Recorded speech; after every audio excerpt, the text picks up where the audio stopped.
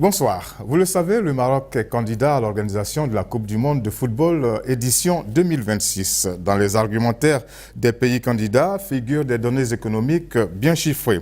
Ainsi, le Maroc prévoit une recette de 785 millions de dollars pour les matchs de la Coupe du monde 2026, si bien entendu, ce mondial se déroule au Maroc. Ce sont là les estimations du comité marocain de candidature. Ce montant représente à peine les 2/3 de l'offre américaine présentée, elle, à 1,2 milliard de dollars. D'où vient cet écart et quelle pourrait être surtout son incidence sur la décision de la FIFA dans son choix du pays hôte de l'édition 2026 de la Coupe du monde de football?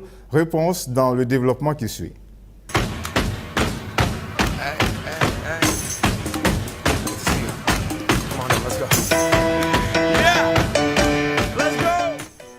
La FIFA vient de rendre public les deux dossiers de candidature du Maroc et du trio américain USA, Canada et Mexique pour l'organisation de la Coupe du monde 2026. Chacun des deux dossiers comprend un volet financier où sont détaillés les coûts et les recettes prévisionnelles. Les revenus de la vente de billets figurent en bonne place dans la liste des critères retenus par la FIFA pour évaluer la recevabilité des candidatures. La vente de billets compte pour 5,5% dans la note globale servant à l'évaluation technique des dossiers de candidature. Le produit prévisionnel de la billetterie pèsera dans la balance au moment du vote final en juin 2018. Le pays candidat qui prévoit des revenus plus importants sera-t-il forcément privilégié? La réponse est non, car parallèlement au pays candidat, la FIFA réalise ses propres estimations.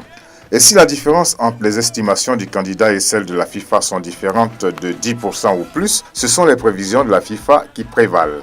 Le barème de notation par rapport aux chiffres de référence pénalise toute baisse importante par rapport aux chiffres de Russie 2018. Mais il ne sert à rien d'être supérieur aux prévisions russes de plus de 20%. Il faut donc fortement relativiser les prévisions de la candidature du trio USA, Canada et Mexique. La FIFA prend en charge les dépenses opérationnelles et bénéficie directement des recettes de la compétition, y compris le produit de la billetterie. La billetterie représente plus de 10% des gains engrangés par la FIFA dans une Coupe du monde. Par exemple, au Brésil, en 2014, la billetterie a rapporté 527 millions de dollars pour un total de 4 826 millions de dollars de revenus. Conformément au cahier des charges de la FIFA, le Maroc a dû déterminer deux paramètres avant de définir le montant prévu des revenus de la billetterie. Le premier paramètre concerne le volume des billets qui pourra être écoulé. Ce chiffre dépend des capacités d'accueil des stades et du nombre de matchs prévus. D'après le dossier de candidature marocain, la capacité nette moyenne des 12 stades est de 47 000 places. Les places réservées aux invités et aux médias sont déjà soustraites.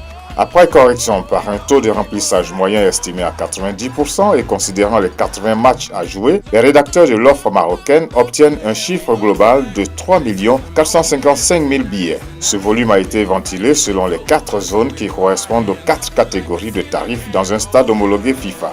Le second paramètre concerne justement les tarifs des billets. Ces tarifs dépendent de l'importance des matchs. Par exemple, un ticket pour la finale vaut forcément plus cher qu'un ticket pour un match de premier tour.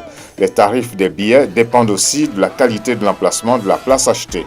Ici, la zone en face du milieu du terrain, c'est-à-dire la catégorie 1, est plus chère que la zone derrière les buts, la catégorie 4 où la visibilité est restreinte. Les revenus de la billetterie sont dès lors déterminés par le simple produit des tarifs arrêtés et du nombre de billets prévus à la vente. C'est de cette façon que les 785 millions de dollars sont obtenus. Les paramètres américains sont tous plus importants que ceux de l'offre marocaine. Le taux de remplissage retenu est celui de l'édition 2014 au Brésil, soit 99,2% contre un prudent 90% chez les Marocains. Par ailleurs, les tarifs pris en compte dans le dossier américain sont en moyenne 42% plus importants que les tarifs marocains de 26 à 61% plus chers selon l'importance du match et la catégorie de l'emplacement.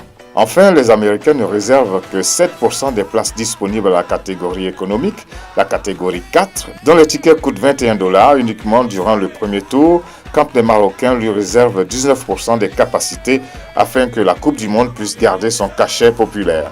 En plus du taux de remplissage, des tarifs et de la pondération choisie pour chacune des catégories de places, un quatrième et décisif paramètre influe sur les recettes prévisibles de chacun des deux candidats. Il s'agit des capacités d'accueil des stades. Les 23 stades proposés dans la candidature nord-américaine ont une capacité nette moyenne de 61 800 places contre 47 000 à peine dans l'offre marocaine. Le concours de tous ces paramètres crée la différence des recettes prévues entre l'offre marocaine et l'offre américaine, respectivement 0,78 milliards de dollars et 1,2 milliard de dollars. Rien ne dit que les Américains ont obligatoirement raison, ni qu'ils obtiendront une meilleure note sur ce critère.